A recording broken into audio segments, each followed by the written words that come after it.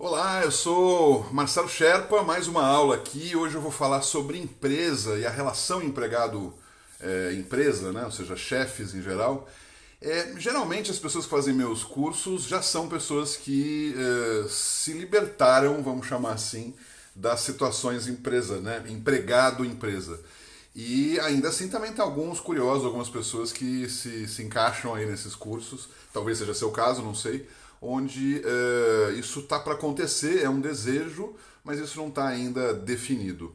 Então essa aula era justamente para te ajudar, para você que está numa situação como essa, ainda empregado, e também aqueles que, como a grande maioria, já saíram dessa situação, vamos chamar assim, dessa prisão empresarial, e relembrar um pouco para que você não repita esse erro, né? Não cometa esse erro, e se for o caso, que forma mais interessante, mais sustentável, mais livre pode acontecer. Bom, primeiro começar o seguinte, eu não estou com isso criticando as empresas, não estou com isso criticando o modo capitalista, não estou criticando. Eu tenho críticas em relação a essas coisas, sem dúvida, mas a ideia aqui não é entrar nesse jogo filosófico e como é que essas coisas funcionam. Eu vou muito no ponto específico onde a relação que existe entre uma corporação e as pessoas que estão lá disponíveis é uma relação de semi-escravidão.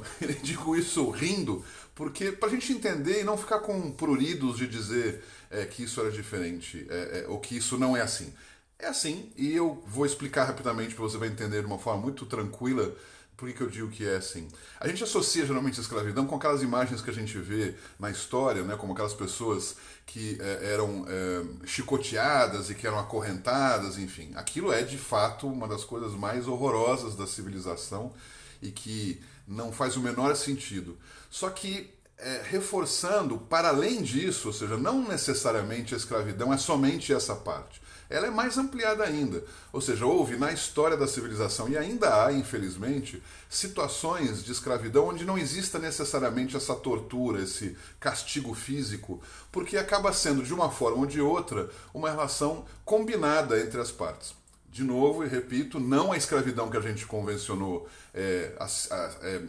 estudar, né, na história, que aquela não é evidentemente, aquilo é uma loucura, porque na verdade é transformar aquilo como gado, pior ainda, como objetos, né, então, ou seja, vendidos dessa forma, então não estou me referindo a isso também houve em toda a história, mas existem situações onde esse modelo escravocrata, ele era mais ameno e é meio que combinado com as pessoas, e eu não estou inventando isso, se você for mais a fundo nas histórias, você vai observar, na época, por exemplo, da Grécia, que a gente sempre considera como, né, aquele lugar tão incrível, né, o berço da democracia e tudo isso, a imagem que se tinha era que as pessoas todas eram livres. Não, os livres eram os que estavam justamente debatendo a discussão sobre a democracia. Mas existia toda uma lógica escrava lá, em maior ou menor grau, com violência ou menor violência, em geral não com violência. Muitos eram resultado justamente dos saqueios de guerra, então as pessoas eram trazidas para esses lugares naquela época, depois e antes, enfim.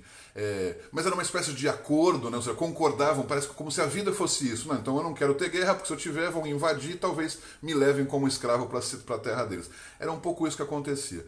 Mas para ilustrar ainda mais esse raciocínio, conseguir você entender isso de forma mais definitiva, eu acho, imagina o seguinte, aquelas pirâmides do Egito que a gente sempre associa, né, como que coisa incrível, aquilo foi feito por milhares e milhares de escravos, né, que iam lá, chicoteados, né, conforme aqueles filmes de Hollywood dos anos 50. Mas primeira coisa que você tem que entender, eles não eram chicoteados.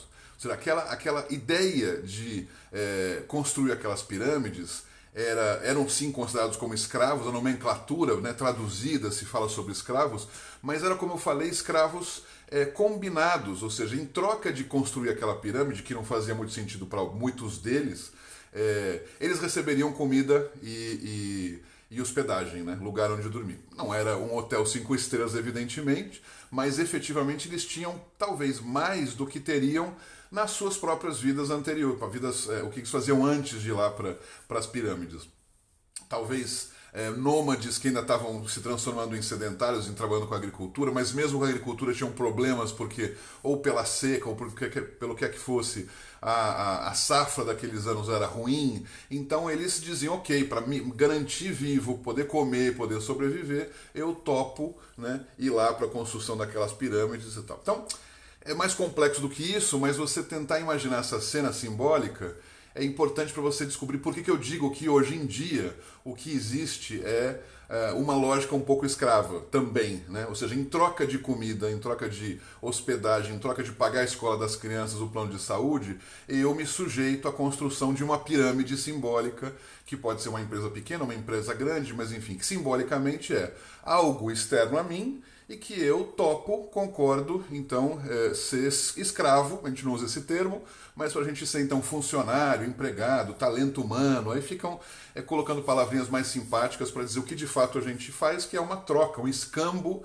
entre o dinheiro que eu quero deles e eu coloco o meu tempo, minha disposição, né, a essa pirâmide simbólica, como eu chamo.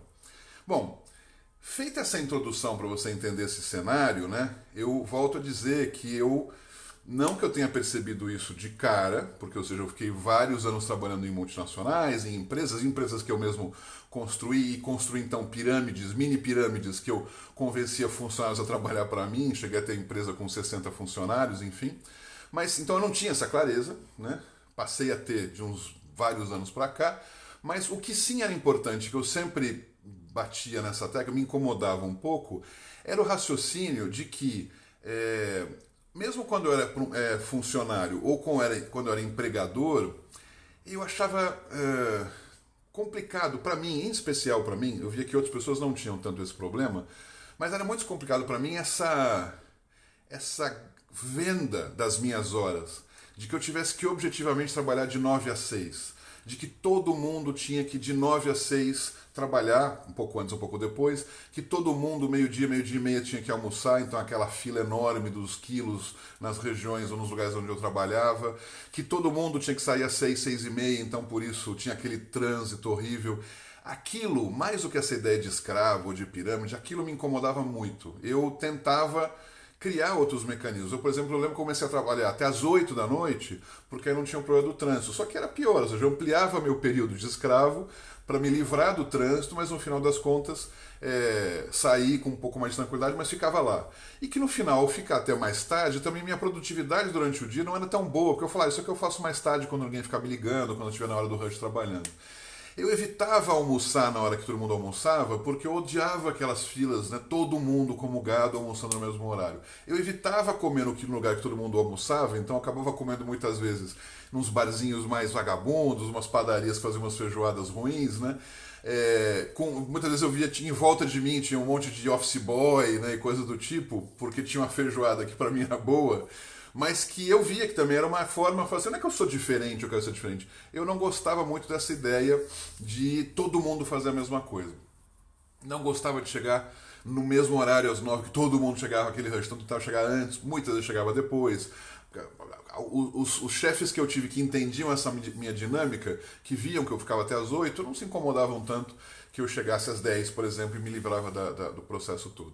Mas enfim, dito isso, né, eu acho que talvez você vai se identificar com alguma coisa ou outra, o que eu quero dizer, né, é que seja você que é um funcionário de uma empresa e está vivendo essa situação e está criando elementos para sair dela, eu queria te dar mais esses. Ou seja, busque uma liberdade concretamente, busque tempo para você, para que seja dentro da organização ou fora dela, mas para que você possa concretamente ser mais livre, né?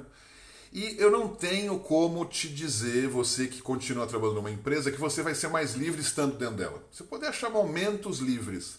Esses momentos livres são parecidos com a escolha do lugar que você vai comer, o horário que você vai chegar ou que você vai sair.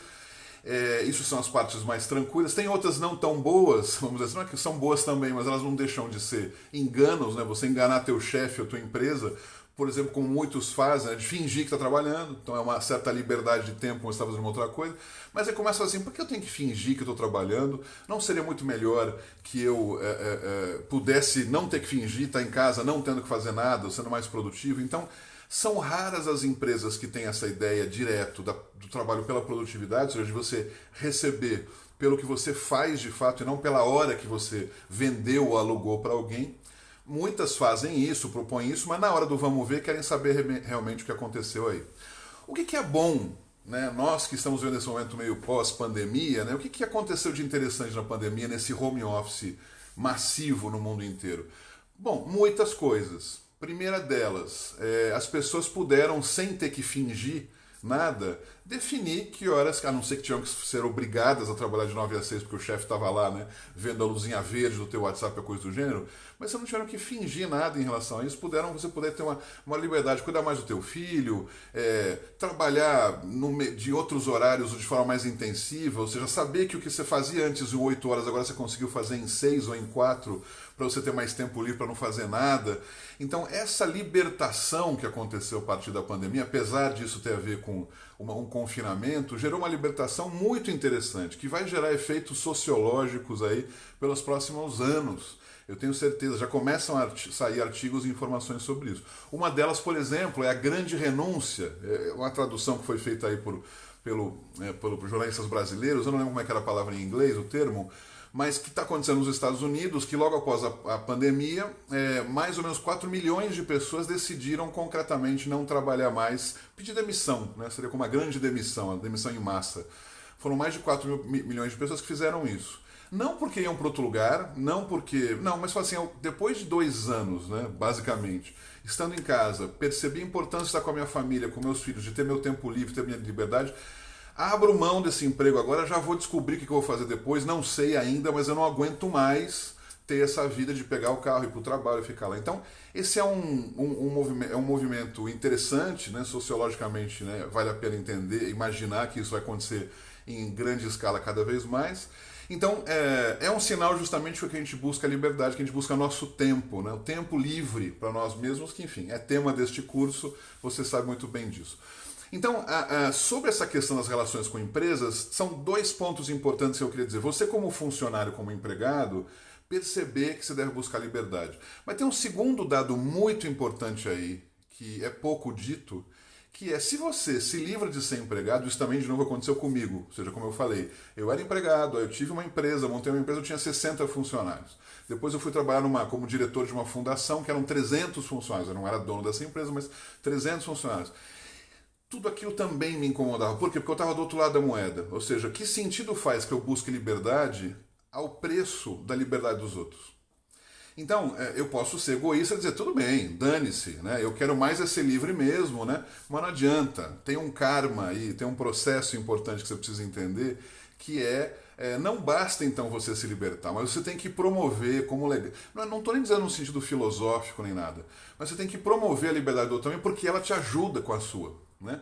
Evidentemente que se eu crio uma dinâmica de liberdade também dos outros, isso me alimenta, isso resolve. Né?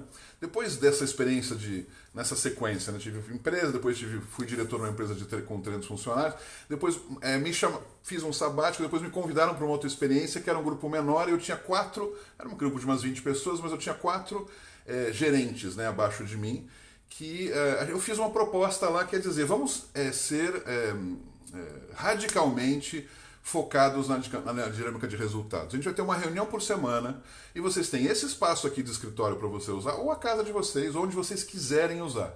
Né? Foi muito interessante que nas primeiras 2, 3 semanas eles não acreditavam que isso era possível. Ficavam lá, trabalhando lá mesmo, achavam que isso poderia ser uma pegadinha, tinha uma câmera escondida, enfim. E o fato é que não, ou seja, o que eu queria dizer era, eu estou muito incomodado com a ideia de que eu estou livre, porque eu pegava a reunião e ia embora para casa. Eles olhavam assustados, né? Mas eu faço, que sentido faz que eu esteja livre assim, que deixe eles trabalhando, né? Que sentido faz que eu seja o imperador da pirâmide e continue existindo escravos construindo essa pirâmide para mim? Eu posso ser muito sincero em dizer que não foi feliz esse resultado. Não é que não foi feliz, a intenção foi boa, mas de fato não adianta. O sistema corporativo, a ideia corporativa, por mais que a gente busque liberdade para dentro, é como você imaginar dizer para o ratinho, seja livre aí dentro da gaiola. Né? Seja livre aí nessa roda que você está girando que nem um louco. Rode quando você quiser porque você é uma pessoa livre. Não adianta. O cara está dentro da gaiola. Então, eu queria dizer sobre a minha experiência concreta, né, seja tanto de um lado ou de outro, sendo como empregado como empregador, não tem jeito. A corporação, e volto a dizer, não estou aqui sendo contrário a ela, não estou querendo aqui o contrário ao capital, não. O modelo corporativo, naturalmente, por ser uma situação impessoal, não é um conjunto de pessoas que se combina coisas, né, existem regras e você está condescendente com a ideia de você assumir isso, ele não tem jeito, você não consegue liberdade. Né? E tudo bem. Ou seja, tudo bem, que sentido que eu ia dizer tudo bem, né? Como é que eu termino a aula com e tudo bem, né? O e tudo bem é o seguinte, esses argumentos, essas situações existem e tudo bem. Eu posso, em determinados momentos da minha vida, necessitar delas.